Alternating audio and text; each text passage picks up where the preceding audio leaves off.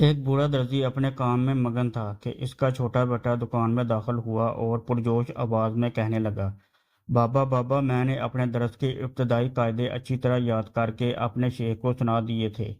انہوں نے مجھے امتیازی نمبروں کے ساتھ اگلی جماعت میں شامل کر لیا ہے۔ باپ نے خوش ہو کر بیٹے کا ماتھا چوما اور مبارکباد دی تو بیٹا کہنے لگا، بابا، آپ نے وعدہ کیا تھا کہ جب میں یہ قاعدے یاد کر لوں گا تو آپ مجھے زندگی گزارنے کا بہترین گول سکھائیں گے۔ بابا، آج وہ وعدہ پورا کرے نا؟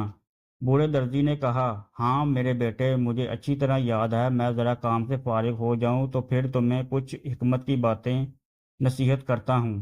تم ایسا کرو، ذرا وہ کینچی تو مجھے پکڑانا۔ بیٹے نے باپ کو کینچی پکڑائی تو بوڑھے درزی نے کینچی کے ساتھ ایک بڑے کپڑے کو چھوٹے چھوٹے ٹکڑوں میں کاٹنا شروع کر دیا۔ کپڑا کاٹنے کے بعد کینچی کو زمین پر رکھے جوتوں میں پھینک دیا، پھر سوئی اٹھائی، اس میں دھاگا ڈالا اور ان ٹکڑوں کو ایک دوسرے کے ساتھ جوڑ کر خوبصورتی سے سینے لگا کر ٹکڑوں کو ایک دوسرے کے ساتھ سی کر خوبصورت لباس میں بدلا اور سوئی کو سر پر بندے امامے میں لگا دیا، پھر بچ جانے والے دھاگے کو جیب میں ڈال لیا۔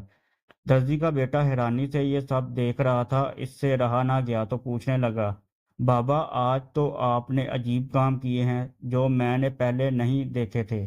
مہنگی کینچی کو زمین پر جوتوں میں اور سستی سوئی کو سر پر امامے میں، ایسا کیوں کیا؟ اس کا درزی باپ مسکراتے ہوئے کہنے لگا، بیٹا سنو، میرے پاس وہ بڑا کپڑا ایک خاندان کی من تھی جس کو کینچی نے چھوٹے چھوٹے ٹکڑوں میں بانٹ دیا تھا۔ تو کینچی اس شخص کی مثال ہے جو آپس میں مربوط و مضبوط رشتوں میں دراڑیں ڈال کر انہیں الگ ہونے پر مجبور کر دیتا ہے۔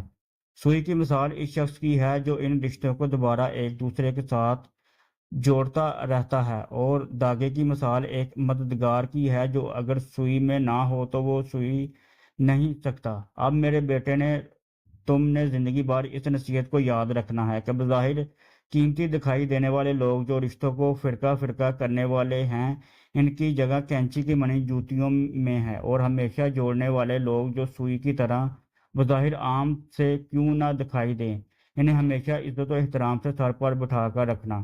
میرے بیٹے، میری آخری نصیحت، تم نے دیکھا کہ میں نے کام نپٹا کر دھاگے کو جیب میں رکھ لیا تھا، اس سے مراد ہمیشہ اس بات کا خیال رکھنا کہ جب بھی کوئی کام کرنے کا ارادہ ہو تو آس پاس اپنے مددگار مخلص دوست ضرور رکھنا۔